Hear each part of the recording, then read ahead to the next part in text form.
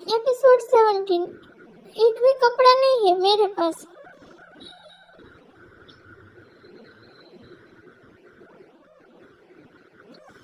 शिवांग उसे टेबल पे ले गया और बैठा दिया। नंदिनी से खाया ही नहीं जा रहा था, लेकिन फिर भी वो खा रही थी। खाना खाने के बाद नंदिनी फ्रेश होकर आई तो देखा शिवांग बेड पे सोया हुआ था। ये देखकर वो सोफे की तरफ जाने लगी। जैसे ही उसने अपना पहला कदम बढ़ाया, शिवांग ने उसका हाथ पकड़ लिया। जान, तुम हमसे दूर नहीं जा सकती, अब करीब तो आना होगा। इतना बोलकर वो उसके होठों की तरफ बढ़ने लगा। नंदिनी सिमटी जा रही थी, लेकिन वो जानती थी कि कुछ नहीं कर सकती, इसलिए उसे अपनी आंखों को बंद कर लिया था। शिवांग नंदिनी के होठों के पास आया और उसे अपने होठों से नंदिनी के होठों को हल्का सा टच किया, जिससे नंदिनी और सिमट गई।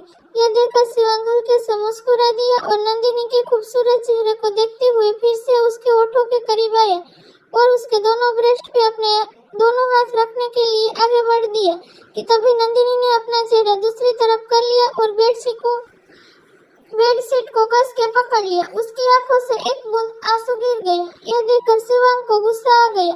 उसने नंदिनी का चेहरा जबरदस्ती अपनी तरफ किया और गुर्रा के बोला, क्या हुआ है, करीब क्यों नहीं आने दे रही हो? नंदिनी अपनी आंखें बंद किए हुए ही अपनी कपकपाती आवाज में बोली, वो मैं आपसे प्यार नहीं करती हूँ। फिर थोड़ा हिचकी लेते हुए बोली, मैं आपके करीब नहीं आना चाहती हूँ।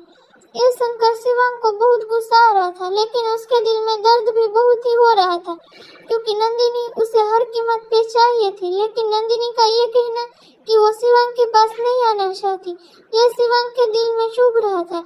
शिवांग के भी होठ कांप रहे थे, क्योंकि वो जल रहा था और से वो एक बार जी भर कर किस नहीं कर पाया था नंदिनी को।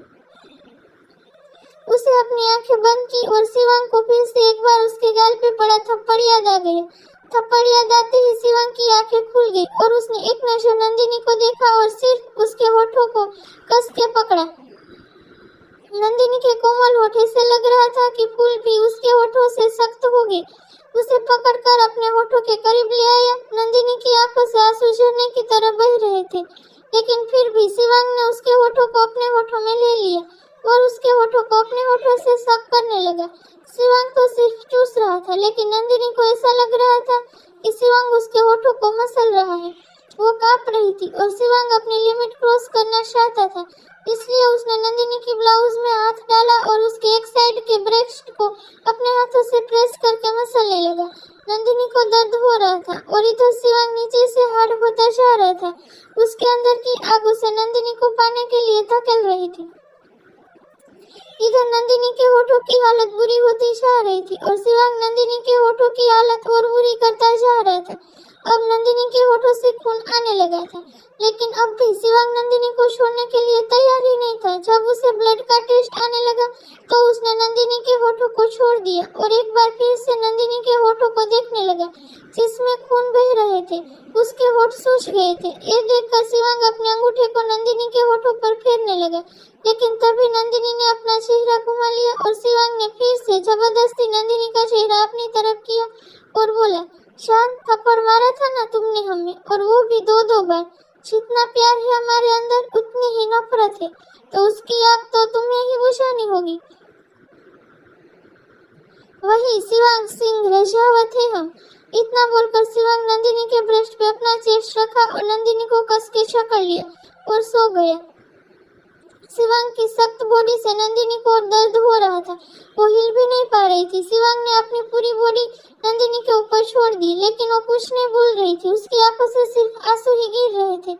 ऐसे ही दर्द में पता नहीं कब उसकी आंख लग गई। सुबह का वक्त। इधर अखंड ओम को समझा रहा था, क्योंकि वो समझ रहा था कि शिवांग अभी अपने रूम में किस हाल में होगा, और ओम रो रहा था नंदिनी के पास जाने के लिए। इधर नंदिनी की आंख खुली तो देखा कि शिवांग उसके ऊपर नहीं था। वो उठी, लेकिन दर्द से वो उठ ही नहीं पा रही थी, क्योंकि रात भर शिवांग उसके ऊपर ही सोया था और नंदिनी बहुत नाजुक थी। वो उठी तो उसकी नजर साइड में मिरर पे गई। उसके होठ और सूज गए थे, लेकिन वो अब भी बहुत खूबसूरत लग रही थी। उसकी आंखें सूज गई थी। उसके खुले बाल। वो कैसे भी हिम्मत करके उठी और वॉशरूम में चली गई। कुछ वक्त बाद शिवांग वर्कआउट करके आया और रूम में देखा तो नंदिनी नहीं थी। वो कल रात के बारे में सोचने लगा तो उसके होठों पर एक मुस्कान आ गई। उसके अंदर फिर से एक बार आग लग गई, इसलिए वो नंदिनी हमारे सामने आओ। शांत, जल्दी करो। शिवंग बोल रहा था, लेकिन नंदिनी उसे कहीं नहीं दिख रही थी और न ही उसकी आवाज आ रही थी। इसलिए शिवंग को फिर से गुस्सा आ गया। वो अपने दांत पीसकर बोला, मिसेस शिवांशी राजावत, अगर आप खुद हमारे सामने आ गए तो हम ज्यादा कुछ नहीं करेंगे, लेकिन अगर आपने हमें तड़पाया तो फिर आज पूरा दिन और आज की रात पूरी आप हमारे नीचे रहेंगी। ये सुनकर वॉशरूम में नंदिनी की आंख भर आई। वैसे ही उसकी पूरी बॉडी शिवंग के सोने की वजह से दर्द में थी और शिवंग फिर से उसे धमका रहा था। वो कैसे भी करे वॉशरूम के दरवाजे पर आई और रोते हुए बोली, वो। नंदिनी की रोने की आवाज सुनकर शिवंग जल्दी से वॉशरूम के दरवाजे पर आया और घबरा के बोले, क्या हुआ शान, तुम रो क्यों रही हो? नंदिनी रोते हुए फपक कर बोली, वो मेरे पास कपड़े नहीं है, मैं क्या पहनूं? ये सुनकर शिवंग ने अपनी आंखें बंद कर ली और अपने बोला, शिव शांत हो जाए, अपने अंदर की आग को शांत कीजिए। लेकिन शिवंग अभी के अभी नंदिनी को पाना चाहता था। उसके अंदर की आग शांत होने का नाम ही नहीं ले रही थी। तो क्या फिर से शिवंग नंदिनी को दर्द देगा? क्या होगा नंदिनी और शिवंग की कहानी में जानने के लिए सुनते रहिए। Burning for you.